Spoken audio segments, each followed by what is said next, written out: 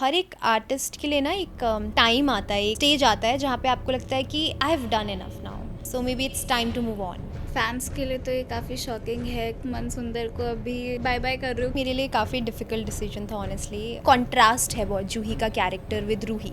रूही है जो बोल नहीं पाती है, लेकिन जूही ज़्यादा सोचती नहीं है, वो उसको बोलना है तो वो बोल देगी। फील हो रहा था काफ़ी टाइम से। फैंस के लिए तो ये काफ़ी शॉकिंग है कि जब ऑफकोर्स उन्हें पता चल चुका है कि यार जूही को अब वो मिस करेंगे, क्योंकि अब जूही जल्द ही शो से अभी मतलब टाटा बाय बाय करने वाली हैं। तो क्या है इसका रीज़न कि लाइक आप मनसुंदर को अभी बाय बाय कर रहे हो, क्या है?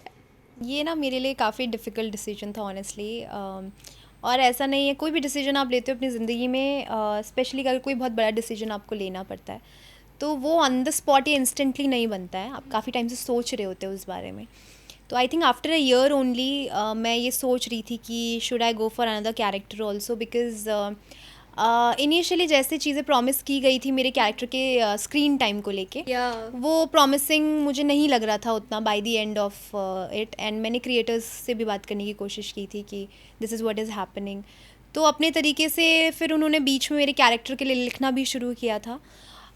तो वहाँ पर भी ठीक हुआ था, बट हो क्या रहा था, ऑफ और ऑन ज़्यादा कैरेक्टर था इसका। एक तो क्योंकि कॉन्ट्रास्ट है बहुत जूही का कैरेक्टर विद रूही। रूही है जो बोल नहीं पाती है, या फिर उसका तरीका अलग है बात करने का, बोलने का, अपनी बात रखने का, लेकिन जूही ज़्यादा सोचती नहीं है, वो उसको बोलना है तो वो बोल देगी। तो ये जो कॉन्ट्रास्ट था, उस कॉन्ट्रास्ट की वजह से वो दोनों सिस्टर का जो था, क्योंकि हम दोनों, मैं ज़्यादातर शादी के बाद भी मेरे मायके के सीन ज़्यादा रहे मोर देन ससुराल, क्योंकि उनका कंसर्न ये था कि अगर हम इसको ससुराल भेजते तो ये तो चुप नहीं रह पाएगी, ये तो बोल देगी, तो फिर हम वो रूही रूही कैसे पोर्ट्रे कर पाएंगे। तो ये कुछ चीज़ें थी जो इंटरनली थी। एंड मेरा जो बेसिक कंसर्न था वो स्क्रीन टाइम था। एंड ऑल्सो मुझे लगता है हर एक आर्टिस्ट के लिए ना एक टाइम आता है, एक सेचुरेशन स्टेज आता है जहाँ पे आपको लगता है कि I have done enough now, so maybe it's time to move on. तो वो मुझे फील हो रहा था काफ़ी टाइम से, बट वो सिचुएशन पॉइंट आया नहीं था, जो कि अब मुझे लगा कि ओ अच्छा अब हो गया है, because I have also given very good 2 years to the show. And बहुत बहुत सारा प्यार मिला मुझे ऑडियंस से।